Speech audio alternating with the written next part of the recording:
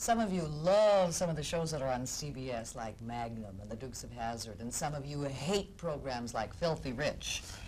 This is the guy who makes these decisions. This Only the good ones. No, you only make the good decisions? Harvey Shepard, Senior Vice President of Programming. Who decided on Filthy Rich? Was that your decision? Partly. Yes, I'm one of the people to either cheer or blame, depending on whether you like the show or not. Do you like it? Yes, I do. Would you have a chat with our General Manager and President, A. James Ebel? He thinks it's the worst program he's ever seen in his life, and he wants it off the air. Is he going to get his way? I saw him in Phoenix last week. He told me the same thing, so... Or are you going to, do you listen to the local affiliates when they tell you things like that? No, because everybody has their own point of view. I think what you do is you just hope that the audience responds to these shows. It is a departure. It is quite different. We think it's very funny, but if the show was not successful, it was not successful on Wednesday night, we're trying it on Monday, and if it is not successful there, obviously the show will not be on our fall schedule. CBS is back at #1 on the top again. Are you responsible for that? Can you take all the credit for that, No, I Harvey? can't. No. You can't? No. Your shoulders are broad. Why don't you take the credit? I'd love to, but I can't. Obviously, it's the process involves a number of people. Of course, I'm one of them, but there are, first of all, when you come in to take charge of a schedule, you have shows like MASH that have been on the air for 11 years. I mean, there are people responsible for the hits that are in place.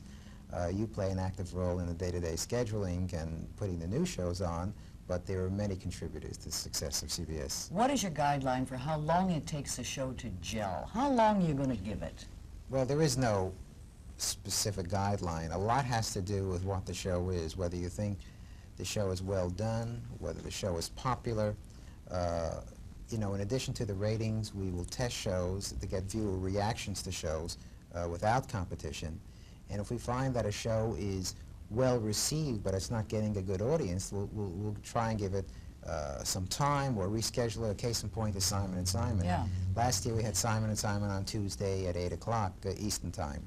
And we found in our testing that the viewers were very attracted to the two leads. We had some story problems, but overall levels of the show, it was testing quite well, and yet it was doing very poorly. So we decided at the end of the season to try it behind Magnum because we thought there was a compatibility in style between the two shows.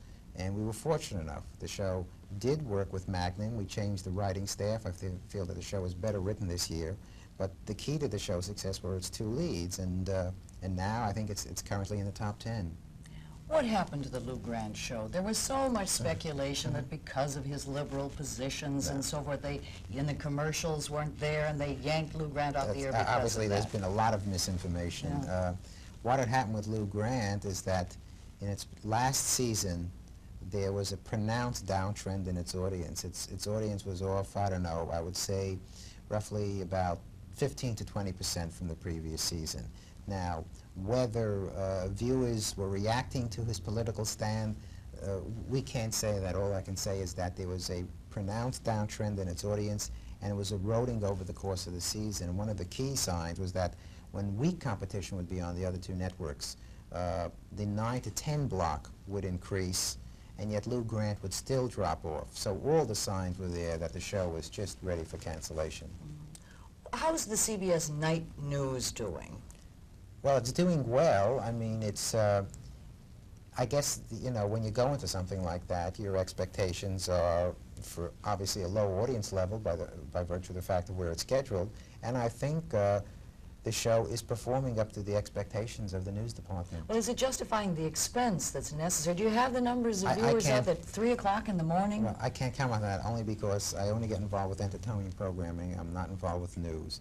But I have to believe that they recognize going on that they were going to get low audiences, but they seem gratified with the results to date.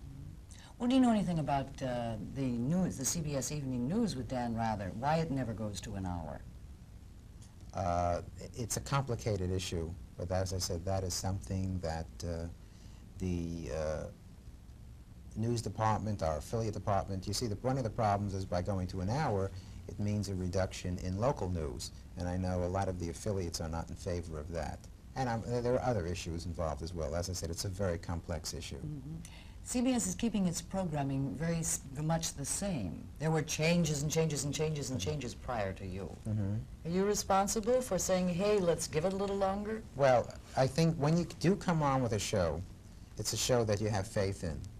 Now, it's possible over the course of a season, creatively, it's going to be a disappointment. Either the writing isn't up to par or the production is disappointing. But on balance, most of the shows we come on with, we have faith in.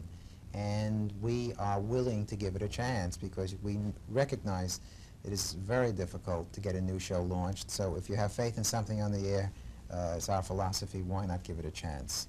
Can you project down the road what's going to happen electronically with television? Like, I hear that there'll be stereo sound and things like that. Do you know what's happening? I don't. There's something you don't know, Harvey? Yes. I thought you knew it all. I thought you were omnipotent. You're in the key position, fat cat. Yes, for the moment. For the oh, is there room at the top? I don't know. I know there's room at the bottom. When you write to us and you don't like things, we will send them on to Harvey, okay? Okay. And we'll send them to Harvey, and you will respond to them directly. Okay, fine. Thank you very Thank you. much. And 10/11 Morning continues.